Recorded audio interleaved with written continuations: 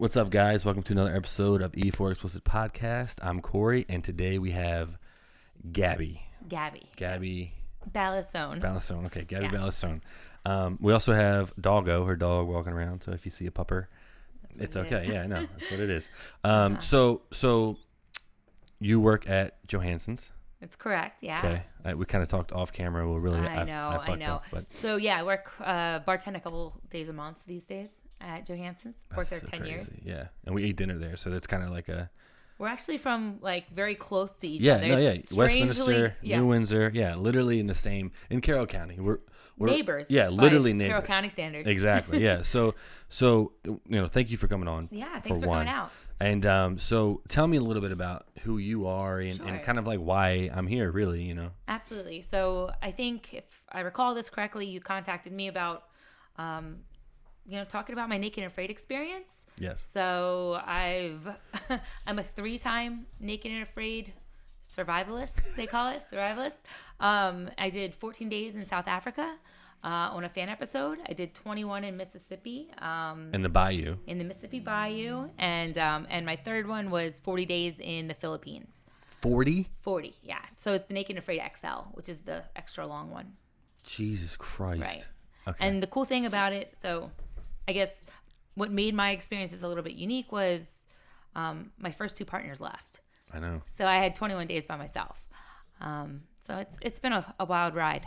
Yeah, no, I know like when I see you on podcasts and stuff, they kind of like shit on Jonathan, I think his name is.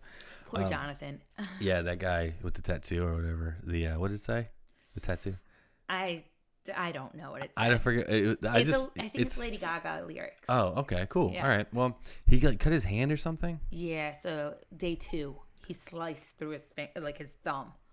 Yeah, I saw it was bad. Right, it was to like the bone. Blood everywhere. Yeah, it was bad. It was really bad. So, like so I have that machete. I'll have to let you hold it. You have it? Yeah. So sick. When we cut here at some point, Yeah. I'll bring it down for you. It is heavy. The machete that he used. The machete slashed his thumb with. Oh shit! Yeah. Was that yours that you brought? Mine, right? Yeah. Was it your dad's machete? It's my dad's machete. Yeah. Okay, I did a little bit of research on it. It's military grade, so it's just super heavy. It's like legit. Yeah, it is. That's insane. Mm-hmm. So real quick with that though, you did the fan episode for 14 days. So Naked and Afraid, I love the show. For people who don't know, the show is 2 people go into a environment that they have to survive in for normally 21 days. Typically 21, yeah. Naked. And it's typically guy and a girl. Yeah. And they just never meet. Yeah. You meet when you get out there. Now, I didn't see the intro of you and Jonathan. I only saw the intro of you and the second guy. Brian, yeah. Brian. So, like, let's just start from the beginning. Okay. How the fuck did you even get on the show? So, I put my little boy to sleep, and I'm watching some Naked and Afraid on TV. Don't watch a whole lot of TV, but that night I was drinking wine, and I had a couple glasses of wine, and I thought, I'm gonna put in an application for this and see what happens. I was always like an outdoors person. I love camping. I love hiking. My dad, really exposed my brother and I to that when we were kids. Growing up here in Carroll County, it's pretty rural. It is. So I thought, I watched it and I listened to people whine, and I thought I could do everything these people can do, and I can do it better than most of them. So I was like, I'm just going to put in an application half jokingly and half intoxicated. And it worked out in my favor. The next morning, I had a message in my email, and it said, hey, we'd like you to come out. The next morning, I was contacted by the casting company and said, hey, we want 20 more pictures, a highlight reel of you out in the wilderness, and I called my girlfriend. I said, hey, will you follow me around with your phone camera for a day? What? And we'll go hiking, we'll go climbing, we'll catch some snakes and show the camera that we can do this stuff. And she did that. She filmed it for me. We sent it in, and they flew me out to LA. Like bang, bang, bang. Like probably within maybe a 2-week span. What? Yeah. So then you go to LA, you interview in LA. Sure. If they like you there, then they buy you a plane ticket to go somewhere. Wait, okay. So the interview in LA happens. Yeah. And then they're like, okay, you're in, but you don't know where you're going yet. Correct. Yeah. Shut the fuck up. Yeah, so you find out, they cast you for whatever show that they want to put you on. For me, it was a 14-day fan episode. I knew I was doing 14 days somewhere, And I was actually between my first and second year of law school at the time. Oh, damn. So it was the summer between law school. The first year was really, really hard. I was getting ready to start my second year. And I had a limited amount of time before the summer ran out. I said, I have to be back by the end of August. They said, no problem. So they sent me to South Africa. For 14 days? 14 days, yeah. What part, like in South Africa, obviously? I was in a place called KwaZulu-Natal, which is, they call it the Eastern Cape. If you picture where Madagascar is, it would be like south and inland from where Madagascar is. So like Zulu Nation, yeah. Zulu Nation, okay. Yeah, where the Zulu people are from. Wow. Yeah. That's dope. Yes, it was very, very neat. Like, just being in country is awesome. Yeah, no. Africa's dope. Yeah. It's amazing. It was my first experience there. That's crazy. Mm-hmm. Yeah. I've been to Africa one time. I went to West Africa, Sierra Leone. I did a documentary, but never been to South Africa. That's fucking okay. So now when they buy, obviously you're on a plane. You have to go to Africa, right? Yeah. I flew from here. I flew from DC to Ethiopia and to South Africa. And I'm flying over the Atlantic thinking, I can't do this. You're like second guessing it? Yeah. I was like, what? I mean, as a first year attorney, studying to be an attorney, I'm thinking to myself, like, what's the repercussions if I back out of this contract at this point in time? Yeah. All the legalities. Yeah. Like just trying to think, like, what do they have me for? Yeah. But people do it all the time. They get cast for the show. They go out there. They figure out they don't want to do it. What? They go even to like the point where they're at the actual location? Some people have backed out like day one and they don't have enough material to make a show out of. Damn. So they just goes by the wayside. Yeah. Really? Yeah. Can you imagine? That's insane. As somebody involved in production, just throwing that away and all the money involved to get the whole entire crew there. Yeah. Wow. Now, okay, so you're on your way to South Africa. You're second guessing it, but then you get there. You go from Ethiopia to South Africa. Yeah. Then, like, what's the next step? Is it just like right on the boat or what? No. So usually in the obviously this takes a humongous toll on your body and your mind and everything else. So they want you to be in tip-top physical shape when you go out there. So they typically give you, 2 days to get acclimated or something like that. I think about 2 days ahead of time, sometimes 3, depending on your, how far you're flying and whatnot. Like actually in the bush or just like no.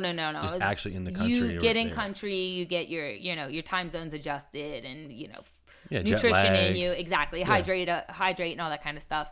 And then that such and such morning you're gonna go out in the bush, you're gonna meet your naked partner, and you're gonna hopefully build a shelter and start a fire and do all those like natural things. Yeah, exactly.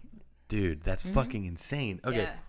So I'm so curious because like you said, like in production, I'm so interested of like knowing like, okay, I hope you got paid for this. You get paid. Yeah. Okay, good. All right. Take care, yeah. Well, because I mean, like, I'm not saying like, hey, how much should you get paid for? Because I want to do it, but like, I would think obviously it's Discovery, which was in Silver Spring. I think they relocated. Yeah. They're supposed to be. They're supposed to move. Yeah, I think they're still in Silver Spring at the moment, but they are moving. I think they are. Yeah, a lot of people were upset about that. But anyway, so okay, day one, like. Yes. The crew, I see some angles where I know it's a crew operating, but then at night, it's you guys, right? Yeah, of course. So I like to say they're there from 9 to 5, but it might be like 8 to 6 or 7:30 to 6 p.m., something like that. They come in. Sometimes they're filming like B-roll out in the bush somewhere, but they see you around daybreak, a little after daybreak, and there's a crew. It's a very limited crew. You usually have a producer, somebody on camera, somebody doing sound, and occasionally there might be some other hidden behind the scenes people doing whatever work they need to be done for any given day. But they're there during the day, and then at night they set up cameras, infrared cameras. So you have one inside of your shelter and one that's a wide angle that's a little bit further back. Is this a GoPro? No, they're little. They're mounted. They're a little bit heavier duty than a GoPro. Although we do have GoPros out there too. And that's to capture you when you burn down your shelter or, decide, to tap out in the middle of the night or whatever. You're getting eaten by baboons. I don't know. What the fuck? Yeah, it's wild. Dude, okay. So you said South Africa. Was that your hardest one you said? Yeah. So for me personally, South Africa was the hardest mentally and physically, probably. Why? So out of any of the terrible things that you can experience living naked in the wilderness, whether it be like bugs or lack of food or whatever, rain, being cold is the worst. And I was in South Africa in August, so it's Southern Hemisphere. So you can picture like April here. Yeah. It's cold. And when it would rain at night and the winds were blowing because I wasn't far from the ocean, it made you want to tap out. I've never had any experience out in the wilderness that made me want to tap out, like being cold makes you want to tap out. Yeah. Yo, cause seeing you in fucking in the bayou with all those mosquito bites and head to toe. Even in your interviews, it almost became like normal to you to just be scratching at him because you were like, yeah, like tonight we eat the snake, and I was just like, yo, like she's going insane. I feel like. I mean. You would smack mosquitoes off of you, and then 10 more would land on you. Bro. On your face, everywhere. There's nothing you could do about it. It was so bad. I mean, I come from a military family, but it is almost like PTSD. You know, to be around mosquitoes that long. I cannot stand to have a mosquito on me these days. Wow. I carry DEET with me. You know, I am not going to be eaten alive by mosquitoes ever again for the rest of my life. No, you could totally tell. Like, you could just see it, that it was like totally like it wears wearing you down a little bit. More mentally than like it's terrible. Physically, I think. Yeah. I mean, your body deals with it, but it is miserable to be eaten day after day after day. Yeah. No. Okay. So obviously it's called Naked and Afraid. So you were naked, but obviously it's an awkward situation. So, you know, I'm not going to be like those guys on the podcast asking you stupid shit. So, you know, obviously that's an awkward situation. You've never met this man. He's never met you. Right. It's awkward. You could tell it's awkward by your mannerisms, whatever. Right. But like that, I feel like it looks like that shit that ship sails very quickly. It does. Because you realize you have to survive with each other. So when I was flying over there, I told you I thought about backing out. And that was mostly because I was thinking about having to take my clothes off and be in front of some random stranger. Really? Yeah, that's, to me, was a terrifying thought. You know, I'm not a nudist. I'm not, you know, somebody that lives that life. You know, more power to you if you do. But to me, it was a very scary and awkward thought of going out there. Thankfully, my first partner, Jonathan, awesome. Like, just an awesome human being, and took all of the, you know, awkwardness out of the situation completely. So, you know, you get acclimated really quickly. Within 2 hours, you completely forget about being naked. I'm sure. And then, you know, from that point on, you don't care about it anymore. It doesn't matter. You know, you have more important things to worry about, like fire and shelter and food and everything else. Yeah. No, because, I mean, you even have your little satchel, too. So, like, the guys are straight because they can just cover it, whatever. Right. So, it's like, and you could I've seen people make, like, makeshift, you know. My first one, I made clothes. So, you did? Yeah. Oh, so, I did, Jonathan brought duct tape. So that's clutch, kind of. Yeah. I mean, I'm just saying, if you have a survival bag at home, put duct tape in it. Yeah, there's so many uses for duct tape. Duct tape is amazing. Yeah. You can use it for everything. And you brought the machete. Yes. So, like, okay, how does that process go? Do they just, like, I think I heard you answer a little bit, but, like, how does the process go of, like, you know, picking what you want in the Sure. prize? So this is kind of behind the scenes knowledge, but if you Google it, you can find out. Yeah.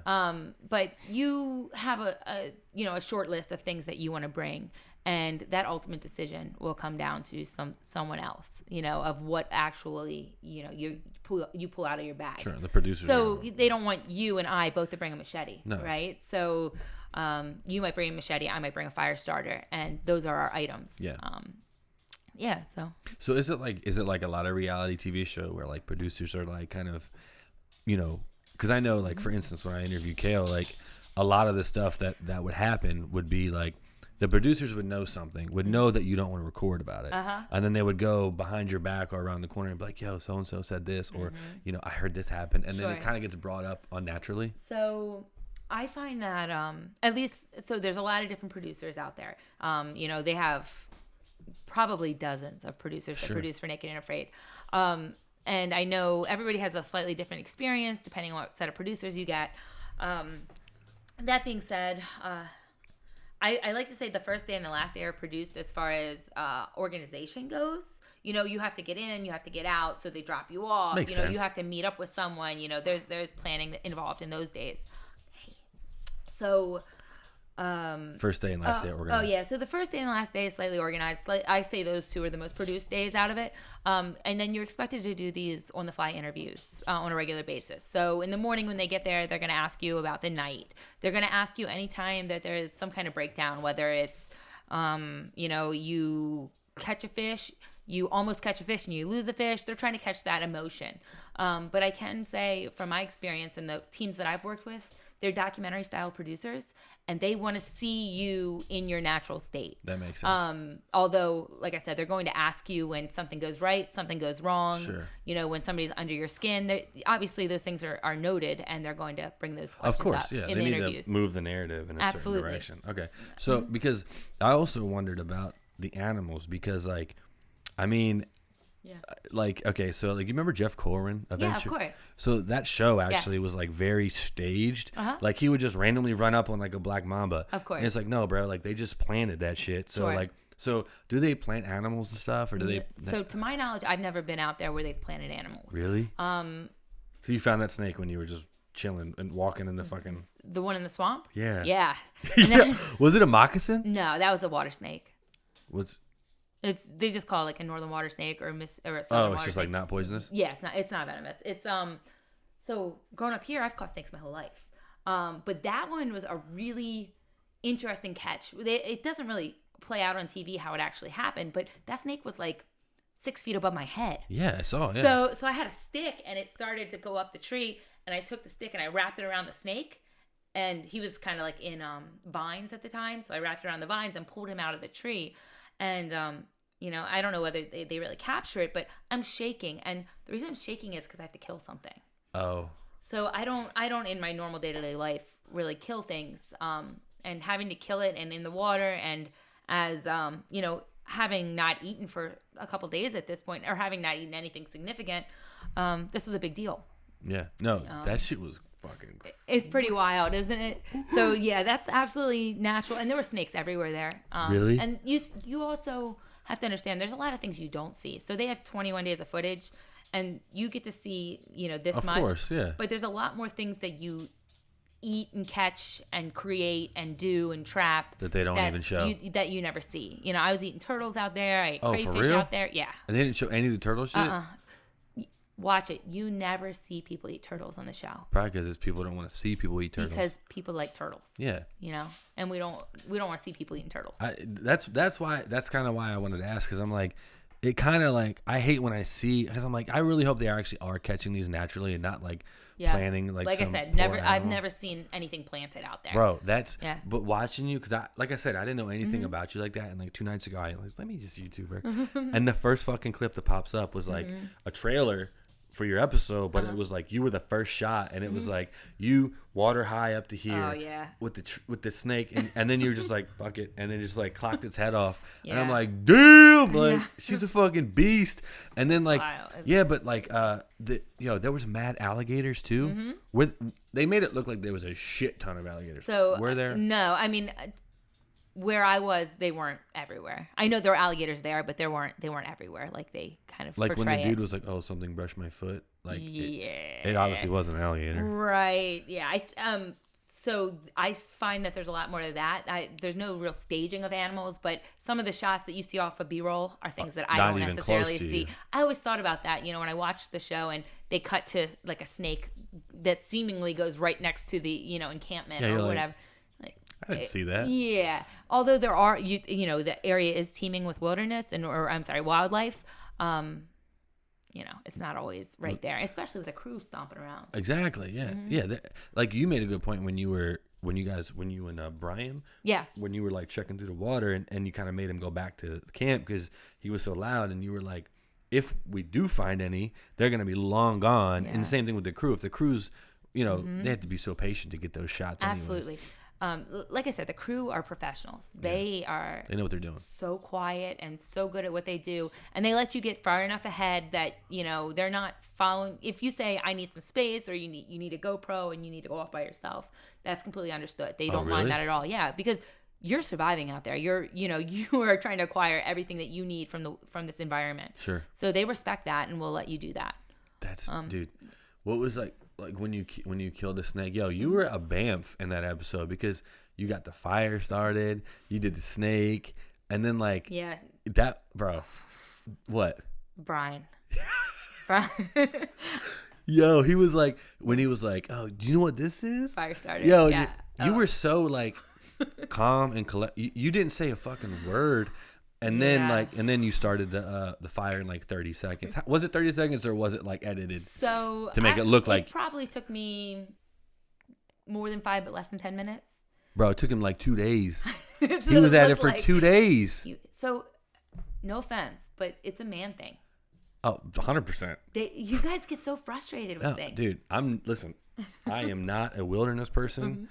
We were talking about this earlier. You would not fucking catch us in any of those environments. So I would have been like, yo, listen, Gabby, here. Yeah. Like, I would have enough self-awareness to be like, I don't know fucking shit. You know what I mean? It's not that he didn't know anything. He knew a lot. It was a frustration thing where if you can't get something off the bat, rather than like, taking a objective view and trying to figure out what's going wrong here, it's like, oh, I can't do this. Yeah. And then for a female to step in and start a fire, total ego after killer. That, you're done. Yeah, so. And instead of getting like a couple little wins, he just had like 2 big losses. Like, you came back to camp and he was sleeping when he was supposed to be building the shelter. It was just like that whole thing made you look like, can you actually just leave? Actually, like I felt like you were better off. Brian honestly. was not excited to be there. The mosquitoes really got to him. Not eating really got to him. Yeah. So you could tell he was like mentally just checked out. I mean it when I say he wanted to leave on the 2nd day. What? Yeah. He left on the 5th, right? He left on the 5th day. Yeah. Yeah. Dude. No, I'm sorry. He left on morning 7. 7, yeah. Jonathan left on day 5. Yeah. Yo, when I watched both dudes leave you, and I was like, this fucking poor girl. But you like, I feel like you were. There's something empowering too about being by yourself. Oh, really? Yeah, absolutely. Yeah, some of my best times out there have been completely alone. So what do you do? Just like fucking talk to yourself? Yeah, you think and you talk and you clear your head. When in life do you get to spend days and days without talking to people? Especially in those conditions. Yeah, absolutely. You wake up and you see the sunrise every morning, and you go to sleep. You watch the sunset every morning. You're out there with nature, watching things grow and bloom and the weather change. It's awesome. Yeah, it's super. The last question, and I'll stop you're good. At the thing. What's the what was it? Was it like a bobcat or something? I'm not sure. I think the way it looked on camera, it was a bobcat or a lynx, one or the other. Yeah. But I honestly don't know. Was it close to your? They catch that stuff on like trail cams and the infrareds, so I'm not. I mean, I assume it was. Well, you guys got up like it was like right there. Oh! You're talking about okay. I know how they portrayed this. I believe it was local, but that shot, I don't know that necessarily came from when we heard sounds around our camp. Does that make sense? Yeah, of course it makes sense. Okay, so I can't say for certain whether it was or was not. All I know is that you do hear things at night, and definitely things come close because they're curious about you. In Mississippi, what is the most dangerous thing out there are the wild hogs. Oh, they'll eat you alive. They will tear you up. Yeah. So that was our big concern at night, was that wild hogs would come up on us. Okay, because shout out to the editor, because they fucking like it made it look like you guys were like in like battle stance, and then they showed like this clip of like the this bobcat running, and it's like it freeze framed. I'm like oh shit, a fucking bobcat, but it's probably like I'm not. I have frog no idea. Or something. Yeah, probably. That's crazy. So that bobcat thing or whatever it was kind of crazy. So and then you did you did South Africa, then you did the Bayou in Mississippi, then you did the Philippines for XL, right? Correct. Yes. And tell me about that. So are you familiar with XL? I'm not. Okay, so XL sends. Turn the mic like face it that way, like just take this like this. Perfect. Like that. Perfect. Yeah. Yeah, because you're kind of talking to the side. I see. Okay, that way that makes sense. At least it picks it up better. Okay, perfect. So basically, XL sends out mostly experienced survivalists, people that have completed their 21-day challenge, and they send them out in groups of 3. So it'll be for my show, which is XL5. We did 4 groups of 3, plus there were an additional 2 people out there that were doing 60 days. Wait. Okay. So it's 3 of you. So it's a group of 3, and that's why I started with James and Duke. Okay. Two guys. Yeah, myself and two guys because I do so well with guys. Yeah. And then there was a group of all females. There was a group of all males who were redemption people. That just kind of like bailed and then said. They bailed on their previous 40 days, whether it be from medical tap outs or just tapping out, Sure. whatever. And then there was a group of one male and two females. Damn, bro. Yeah. So that was us 12 were starting at the same time, and we were going to do 40 days. In addition to that, there were two other survivalists that we didn't know were out there. So that was Jeff Zausch and Lars Zera. And they were doing 60 days, and at some point in time, you meet up with them? You meet up, yeah. And they planned all of this, the show did. Yes. That's pretty cool. Yeah, absolutely. They're always trying to think of new ways and new creative ways to keep the show interesting. Well, I felt like that's almost like an advantage now because you already have 3 people. That's a great advantage, right? Yeah, sure. And then you add 2 more, it's 5 people. That's kind of like, we're fucking coasting now, you know? Yes, somewhat. And are the XL people, are they like people who have been on the show before? Yeah, so it's typically people that have completed their 21. Oh, so they're fucking... Usually you're out there with somebody that knows what they're doing. Yeah. Yeah, for the most part. So I had the 2, I think, like dream team people on my, for once. Sure. I had, after having 2 bad experiences, not that my partners weren't great, but they definitely, quit. they didn't stay very long. No. My last 2 guys, I had James is a 51-year-old architect from Florida, and then Duke is like, I don't know, he tour guides in Denali, and he grew up in Hawaii, and he's just awesome. He's a biologist by trade and knows every mushroom in the world. His name's Duke? Duke, He's probably a total fucking badass. He's awesome. Really? He's just super nice human being. He's awesome. So, like, are you going to ever do, like, Survivor or anything? Like, I mean... No. I'm Why? I'm not for... I mean, Survivor is awesome if you want to, strategically vote people off an island and... I get you. And, it's a little showboaty. And do the games. Like, I think it's awesome. My dad and I, watched Survivor when I was growing up. It's like a ritual for us. Sure. But it's not the same. It's not the same. If I was going to do something else, it would be like on the track of Alone or, What's that? Oh, you've never seen Alone on History Channel? No. Oh, okay. So you're by yourself, but you get a pack. So you have, your 12 survival tools. Really? And they drop you out there. But the cool thing is you don't know how long you're going to be out there. Yeah. So you're competing against the other people that are out there to see who's going to stay the longest. And whoever stays the longest wins the grand prize. Dog. Yeah. I would have been like, as soon as they drop me down. All right, I'm ready. Time to go. Fuck no. Yeah. You're alone. And places like Zimbabwe and like crazy Mongolia, No. A lot of times they do cold places, which I don't do the cold. So...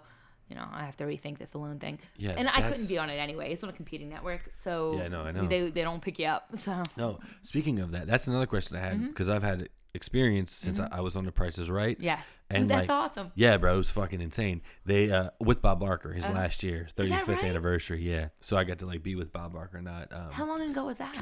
About 18. So okay. I was almost 15 years ago. Wow. Yeah. So like. But that's why I was so blown away because growing up watching it, you don't think of anything like that. And then as soon as I got on and as soon as I won the car and I came off, I was backstage the entire rest of the show filling out paperwork. And they were like, circle what prizes you want because you're going to have to pay your state and California state taxes on it. And I'm like, I want it all, whatever, because, I don't know better. Even though it was only like $1,500 in taxes for the car, which is straight. But the thing that I was so like, blown away by was I could never for the rest of my life go on the show again ever. I can never compete in Price is Right for the rest of my life ever. Wow. I had a lifetime, not ban, but lifetime. I would have never known that. That's interesting. And I can't go for 10 years. I can't even go back to the show. Wow. So in 10 years I could go to the show but never be a contestant. What is the idea? They just don't want you to be seen on camera again? I think it's just because it's they want it to seem like it's so lucky to get absolutely. on, and it's not. They interview you before you go on, and so I was like number 315 out of 325 in the audience, and I'm on the phone with my mom, and I'm like, she's like, they interview you before you go on, so I'm like seeing all these people get interviewed, and I'm like, all right, I got this. So I get up there and I just act a fucking fool. I just start saying all this crazy shit, blah blah blah blah. The first 4 people get called down. And sure enough, after the first one gets taken out, they're like, "Come on back, come on down." So I'm like hitting the fives and stuff. That's great. Okay. It was crazy. I'm like guessing all the prices, totally wrong on every single one. I won a lawnmower that cuts grass itself. That's how I got up on stage. Okay. But it was just crazy. So like 10 years for that, and then I can never go on any for 10 years any competing network. So I couldn't go on like any other show. 10 years? Yeah, dude. Oh my goodness. Yeah. So anyway, that's why when you brought it up, I was curious of you did 3 already, even though it's the same show. Yes. It's not like really a competition though. That's the thing. I don't think right. there's like so it's not a competition, and you're not winning anything. Yeah. Although you do get compensated for your time, and I don't know whether I've told you this, but I'm an attorney in my day job. So you are now an attorney. So I'm now an attorney. Sick. And but good to know. I don't actually practice, so I'm not gonna, I'm not very helpful. Don't get yourself in trouble or anything. Gabby, get me out of jail. I cannot help you. You'd be surprised how many people want to really pull that card. Yeah. Fuck, but all right. Yeah, imagine that. Good to know. Yeah. But if I need help in the fucking woods, you're gonna be my fucking go-to. Yes, yeah. All right. Absolutely. Like zombie apocalypse or something. I know. I'm coming here, dude. yeah. So as far as the networks go, my understanding is they just won't pick you up because there's kind of like a backdoor agreement. Yeah, almost like a contract type thing. You're blacklisted. Really? Yeah. Damn. But that being said, I do, from a contract standpoint, after a year, it's free game. Really? So my last show aired last July. So hypothetically, in July, I could go on whatever I wanted to legally. Yeah. And do whatever I wanted. And now they have, you said off camera, they have like a new show or a new season or something, right? So yeah, there's a lot going on with Naked and Afraid right now. They did Alone, Naked and Afraid. So they're doing 21-day episodes right now that are airing that are previous survivalists that they've taken out and dropped for 21 days by themselves. Fuck, bro. Yeah. Which, that's pretty neat in itself. I had talk with producers about filming one, but I was actually, with child last year, so I had a little baby. Yeah. And then I believe they just finished. They filmed another XL, so they have another season of XL coming out, and they're always trying to do new and different things. So I think they have some cool stuff in the works right now with Discovery Channel. That's cool. Yeah. Have you? Was it Naked and Afraid that I saw one time where I think a producer got bit? Yeah. And died. Didn't die. Then maybe he didn't. So he it was a fer de lance, which is a venomous snake. But I think they have like a necrotoxin in it that makes your skin like bubble. Yeah, it kills it. It's like where they bite, it's dead skin. It dies. Yeah. The skin, the muscle tissue, everything dies. Damn, bro. So I think he got bit in the lower leg. And it was bad. It was really bad. Yeah.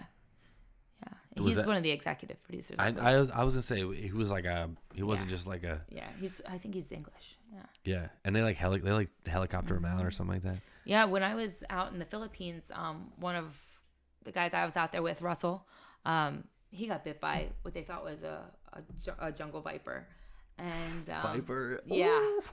Yeah. So I know you haven't watched the XL, but no, I'm fucking totally watching. You gotta watch it because I'm not gonna give it away, but there are a lot of vipers out there. Like pit vipers and shit. Like Palawan pit vipers. Yeah, they're these beautiful like bright green. They're amazing looking. Yeah, absolutely insane.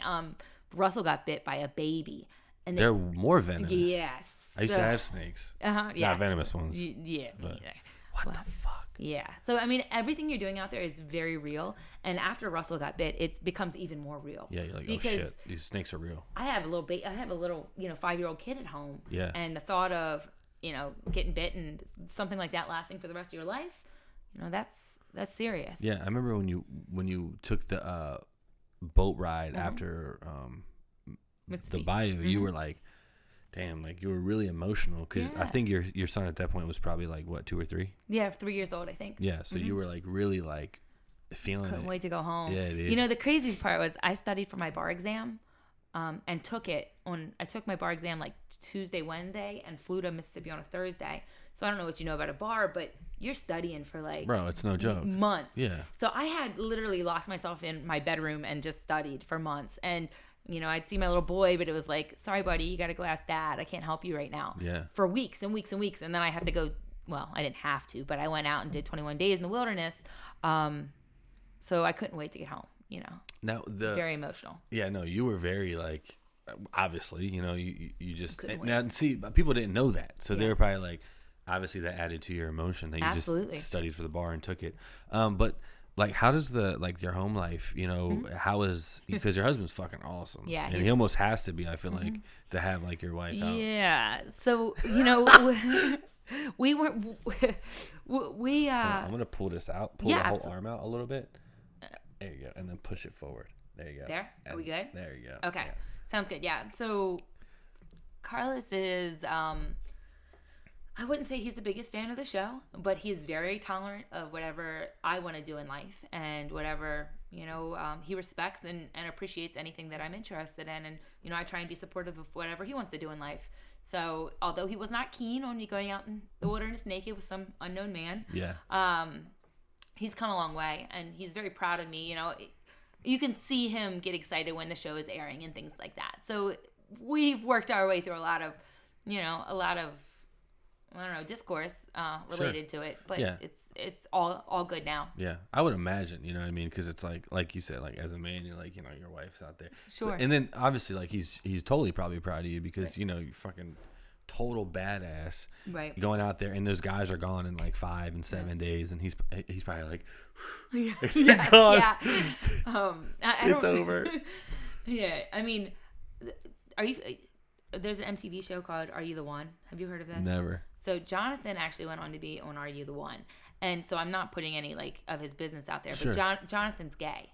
So having Jonathan as my first partner, it could not have been any better for Carlos. He was so excited when I got back and told him that I had Jonathan out there. And he was like, oh, okay, good. Yeah. So, because that's one thing I always like wondered, like, you don't even know anything about the person before you meet him, right? No, nothing. So, like, in small talk, what do you guys, you know, you're walking around, what are you talking about? Like, do you even do any of that, or are you just like totally focused? Oh my goodness, absolutely. You get to know these people, you know, like they're your best friend. Really? Yeah, absolutely. And obviously you mesh better with certain personalities, but I love people. And you sit around a campfire night after night after night talking about life, you know? And that's, to me, one of the most fun parts of the entire challenge is getting to know these people who a lot of them they've been screened for it. They have the most interesting backstories and life stories. And, you know, and it's such a mix of, you know, a waitress and a biologist and an architect and an attorney and, you know, somebody that's a professional survivalist and somebody that's a big game hunter. And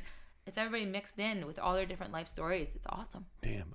Do you ever find like it's like, I see that the people that come in with like the most experience a lot of times kind of fucking suck in a way, you sometimes, know, like because you're like little or the write up or something. The experience, or whatever, the level they give you. Yeah. You were like, what is that? What's that? Like this is 6.9. What is that? You know, that dude that comes over that narrates it. Yeah, I love that dude, by the way. Yeah, his voice is awesome. Yeah, his voice is sick.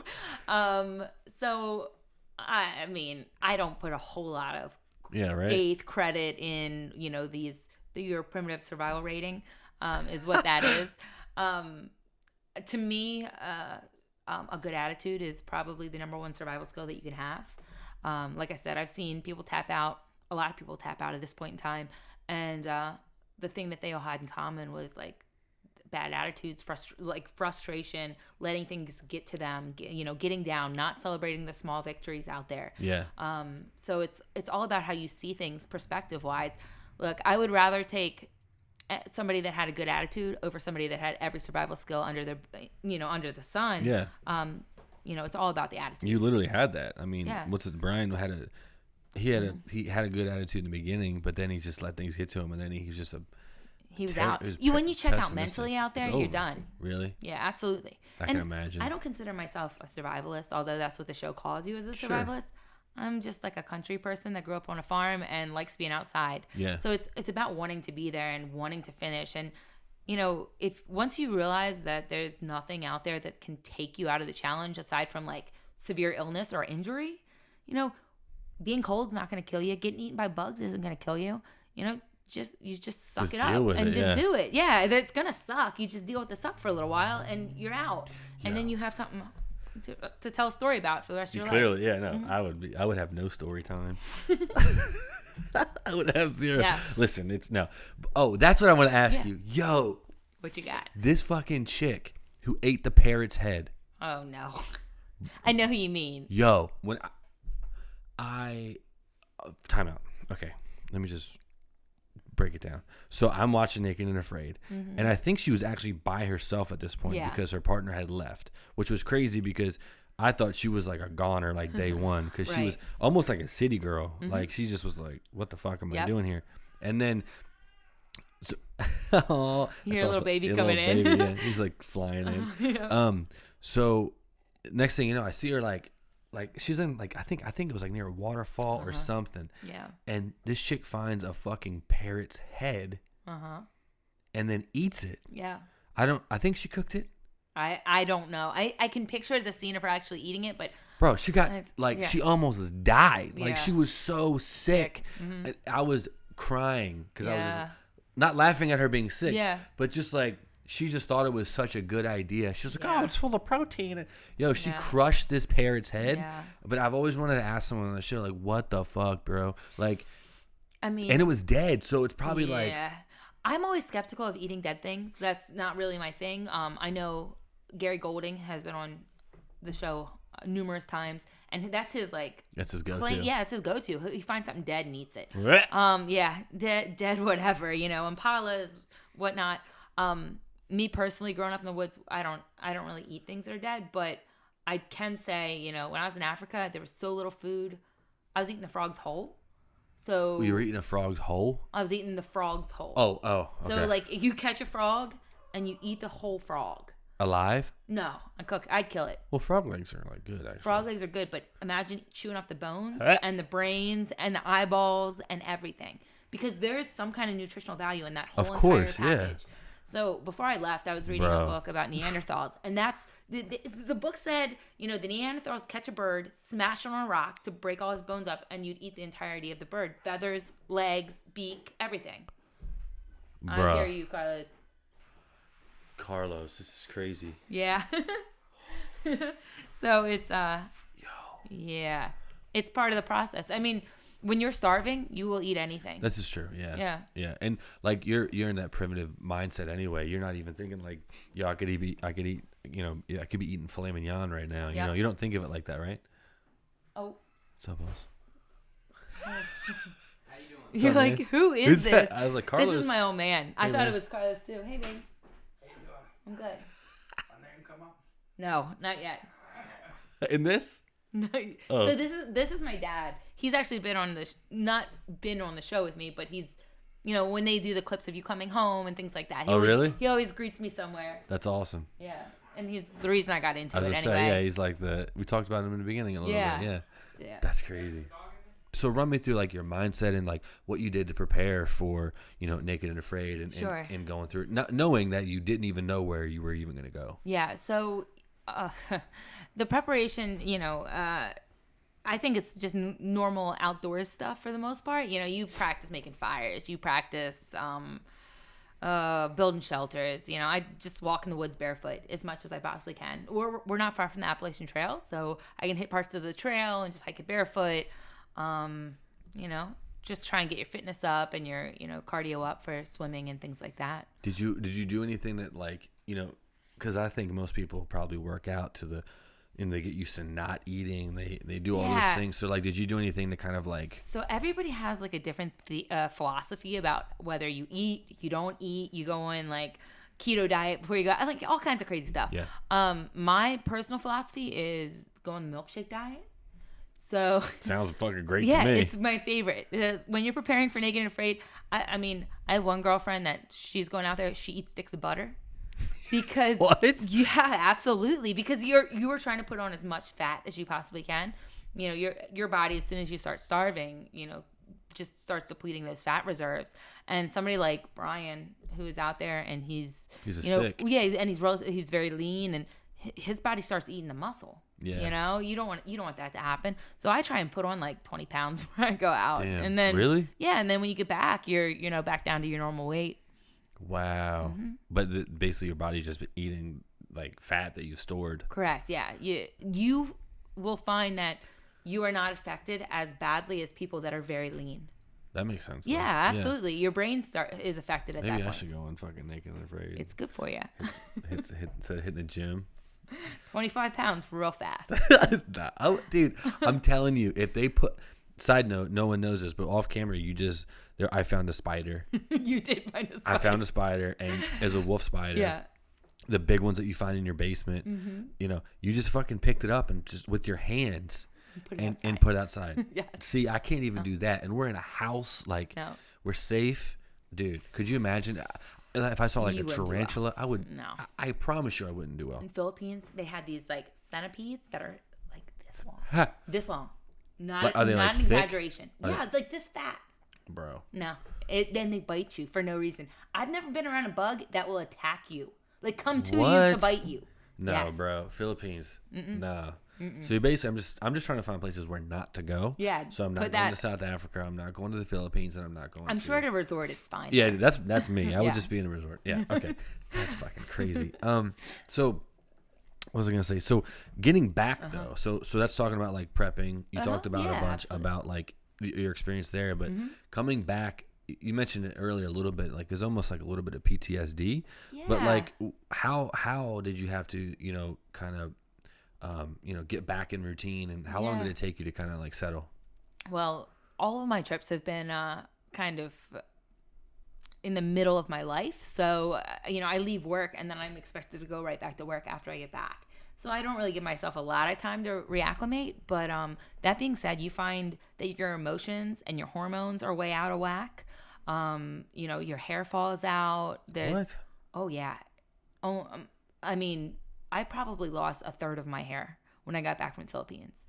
Just coming out in clumps. Why? Because your body is without nutrients for such a long period of time, and it just can't handle it. I know people that have had like teeth problems. I didn't personally, but it's a real thing. And just getting back into sleep routines, and when you've lived so simply for so long, you just readjusting to society again. My husband's always like, "You're acting weird." And you're like, "Yeah, well, I just went through a lot, and it's a interesting, different situation that you can't explain if you've never done it." Yeah. Mm-hmm. So like, so I've never done anything like that, but so whenever I travel to places, I'm always that guy that's like, you know what, like this is really perspective for me, blah blah blah blah, and then I go back and I eat like a fucking steak, or I come back to reality. But like, did you have any of that where you kind of like took things for granted? Or, you know what I mean? Absolutely. Yeah, absolutely. Every little thing when you're out there you have to find or work for, or just being on pavement again, or going to the grocery store and being able to find food and you just go buy it. That's a very different experience after you've been struggling for it for 40 days. The littlest things, it makes you appreciate everything. You take everything that you have been taken for granted, whether it be time with your family, or like I said, food is a huge one. Or, somebody is sitting in a climate controlled cubicle next to you and they're like, "Man, and the air conditioning is so cold in here." And you're like, wow, like, we live in a world where we control the temperature. Yeah. Everything. That is crazy if you say it like that. Like, damn, that's fucking. By the degree. Yeah, literally, yeah. Like, it's just slightly too cold, and the humidity's a little much for me. Versus like you're like, you just build a fort or a camp, and then you have a monsoon, and you're like, oh great, well, just pour down rain. It's something. What was your first meal when you got back? Ooh, so typically you get out of the bush and production puts on some kind of meal for you. Sometimes it's something you've been dreaming about for weeks. Oh, really? And you kind of like low key like told them like, "Oh man, I could really eat a filet mignon right now." You might say like, it would be really nice if I had a Snickers bar and Cheetos and a peanut butter and jelly sandwich and all of these things that come to your mind while you're out there. And if you stay to the end, they typically make those things happen. Oh, really? That's cool. Yeah. So when you got out of XL, they had a smorgasbord on the beach for us of chocolate cake and pizza, and we're in the Philippines, so it was crazy. But we had a humongous pig roast that night.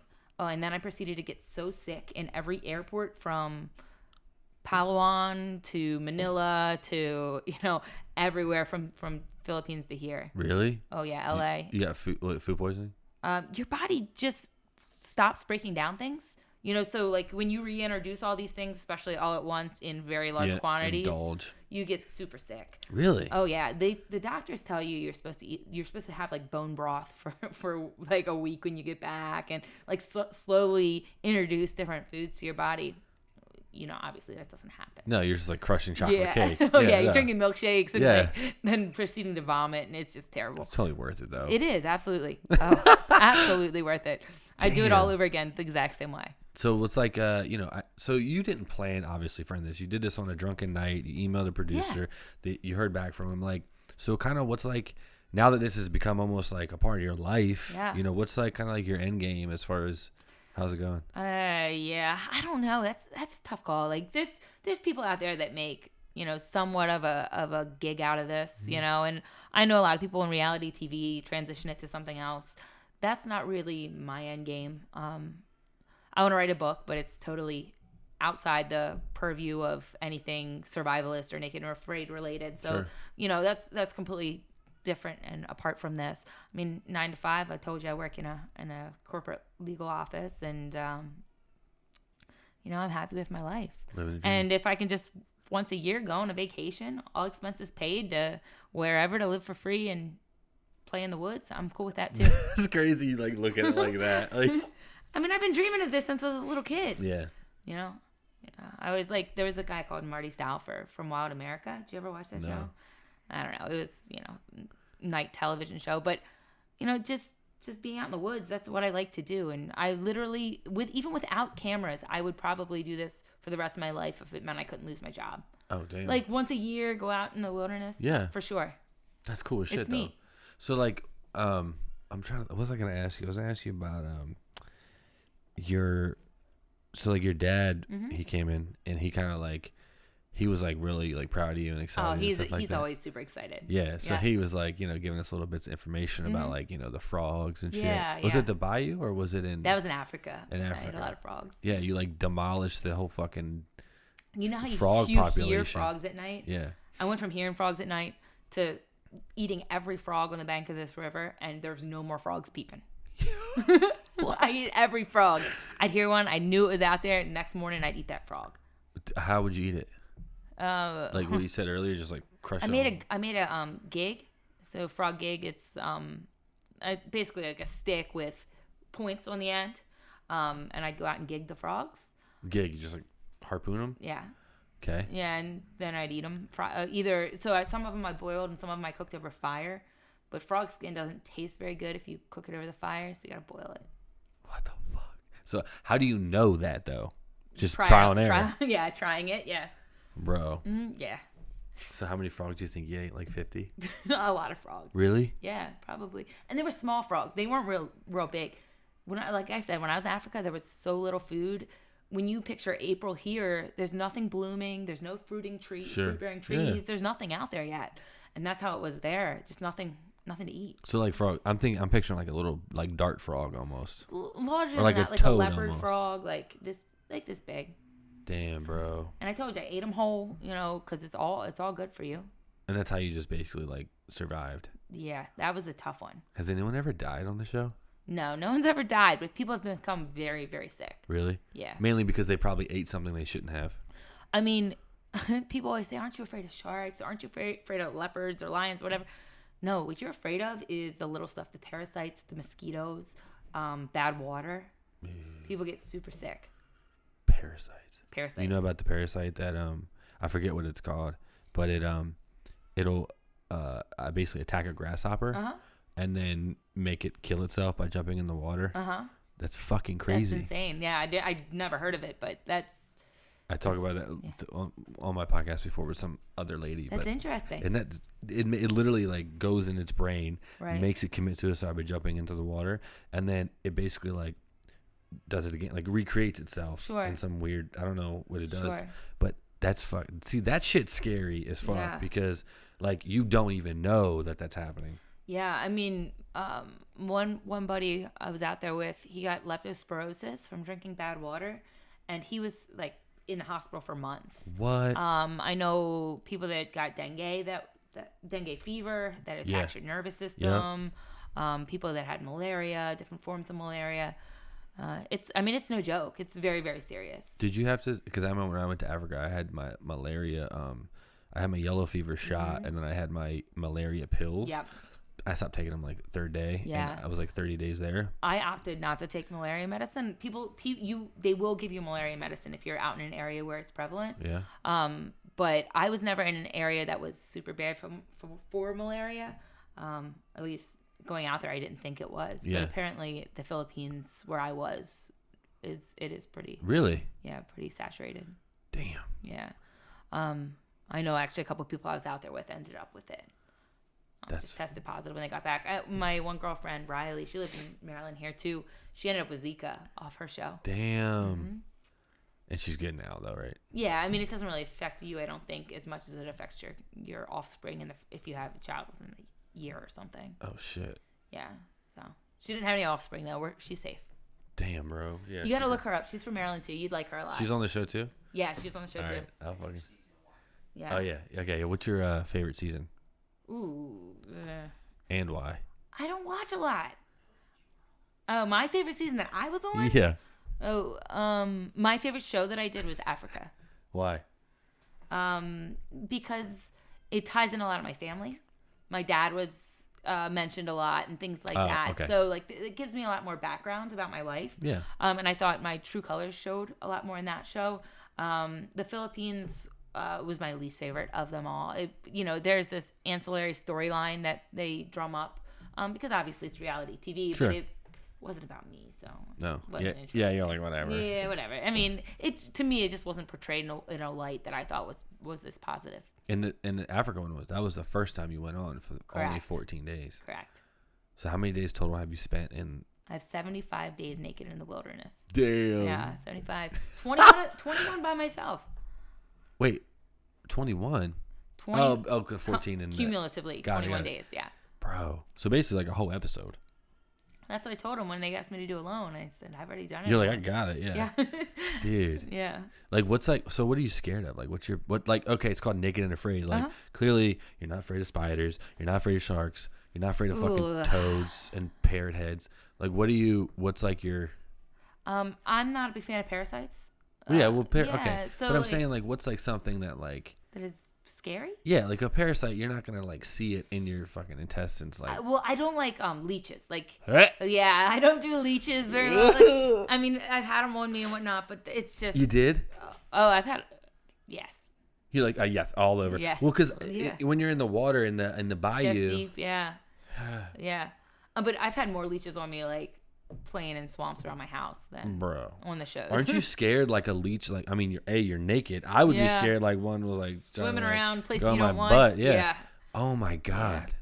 So, that's what you can see. Other than that, I mean, I'm not really scared of things. If you have fire going, nothing messes with you. Yeah, and everything just stays away. Yeah. I remember you saying that in the episode of the Yeah. bayou. Like, we got to get fires because the mosquitoes will start going away. Did they go away?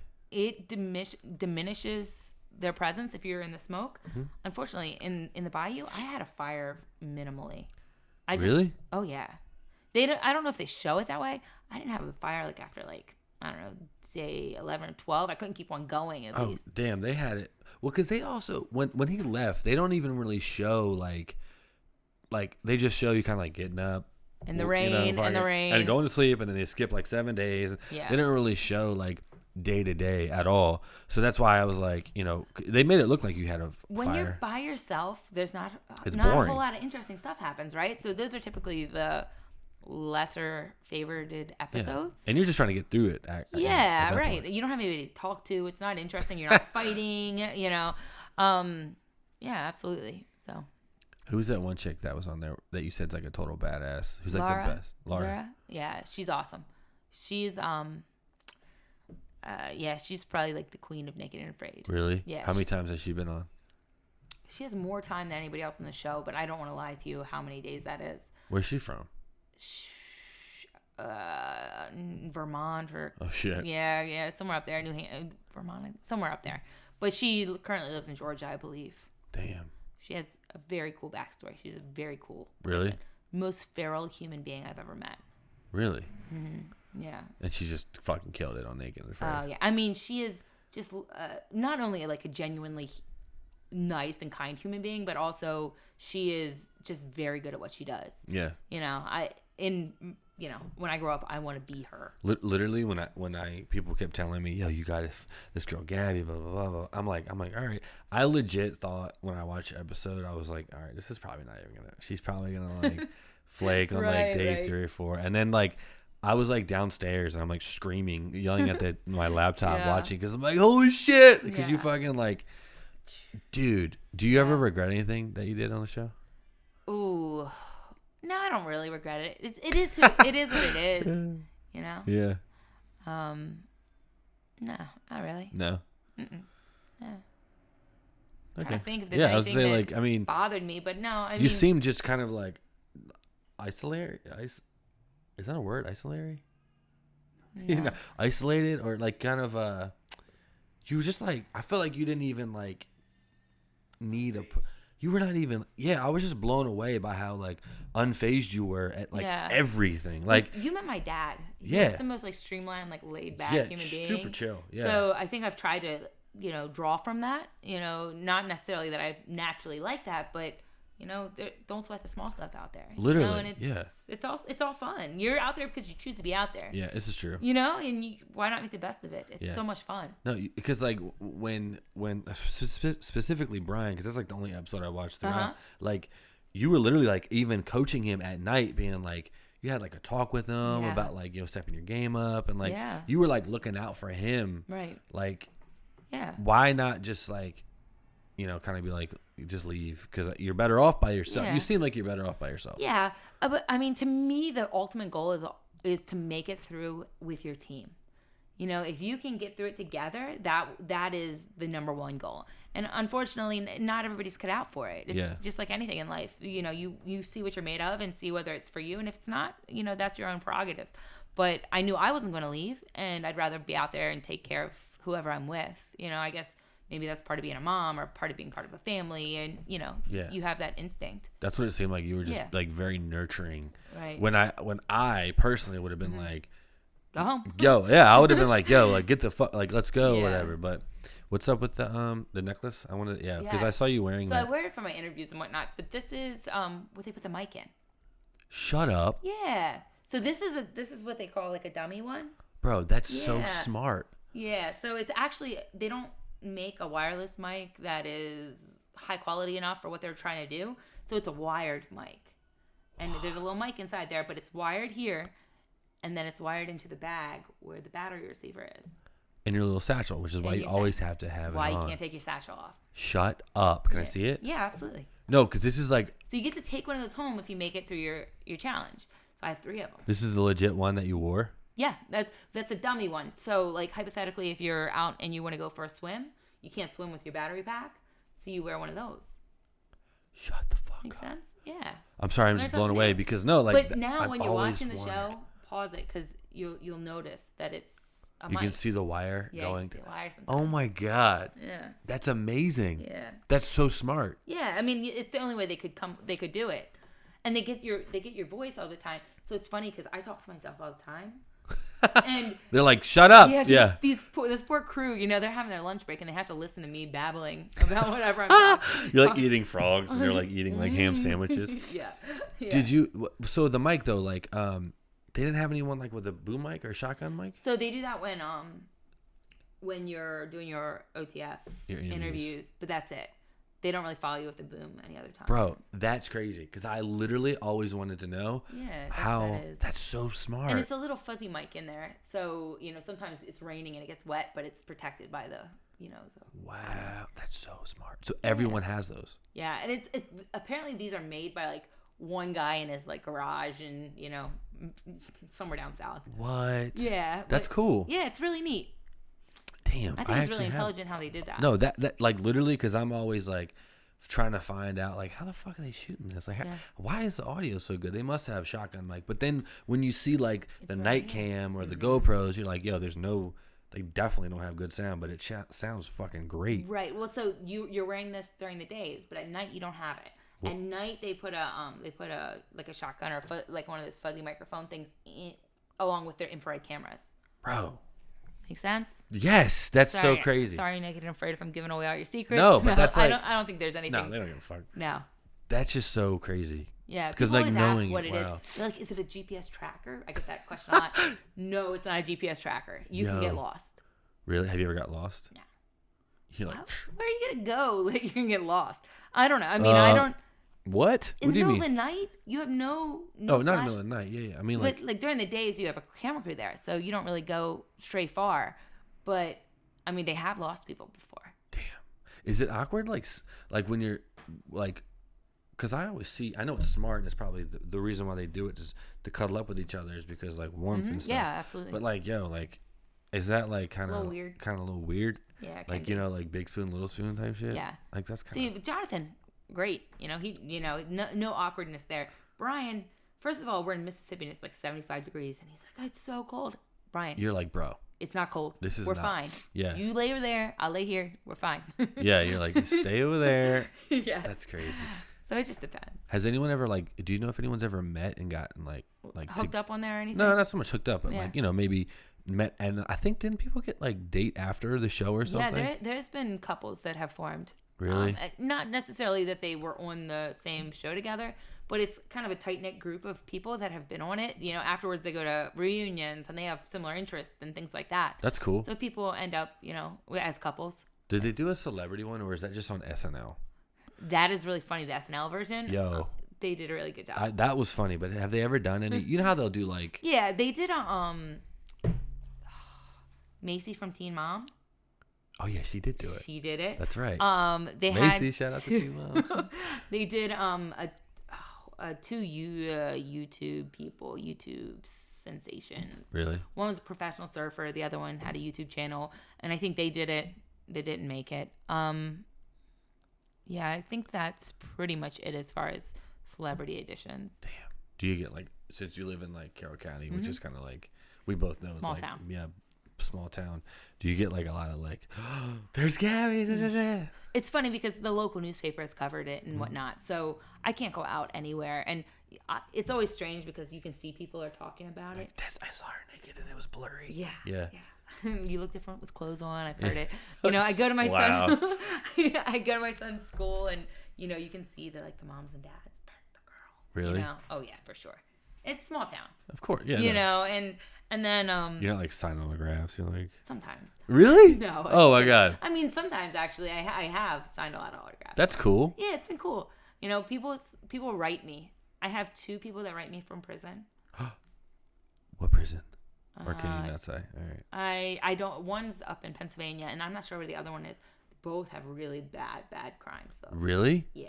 Apparently, it's a popular show in the prison system. I guess it's as close to Holy shit. watching naked people as they get. That's crazy. So they just like pen pal the shit out of you, and they're like. Yeah. My husband really loves it when I get the letters from jail. No, he doesn't. No, he doesn't. Dude, and they're like, Yeah. I loved your episode, and they're just like murderers. Yeah. Really? Yeah. I'm obsessed with like stuff like that. So It's pretty interesting. I'll show you the letters. that's fucking cool. Yeah, it's pretty wild. I'm kind of obsessed with that stuff too, so I Yeah. always research and see what they did. And You're like, oh fuck. Like, yeah, pretty bad. Really?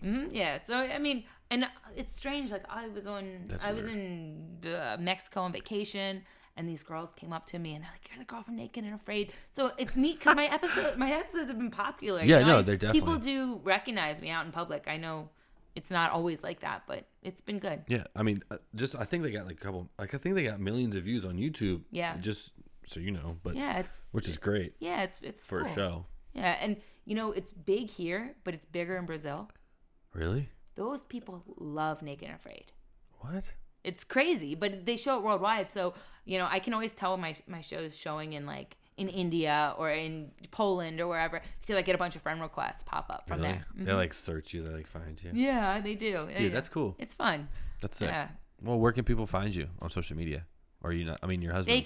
They can find me. I mean, my name's pretty unique. So if you just search my name, Gabrielle Balassone, but I don't have I don't have a website or anything like that. I don't plan to make a career out of this. But if like anybody from like a penitentiary wanted to contact you, I'm just kidding. No. I'm kidding. Hey, people from penitentiaries, they know how to look that stuff up. Yo, they're mad smart. Yeah, they're super intuitive. Yeah, absolutely. They they have to be. Yeah, absolutely. They're basically clothed and afraid. Yes, is absolutely. what you're saying. You know, the one he would love to do the show when he gets out.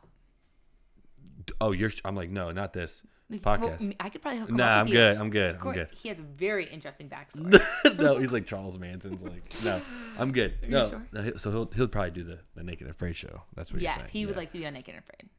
Oh, fuck Big that. fan. Cool. All right. Well, thank you again for coming on. Hey, Corey, thanks for having me. Yeah, I appreciate it. Yeah, no worries. That's another episode for E4 Explicit Podcast. See you next time.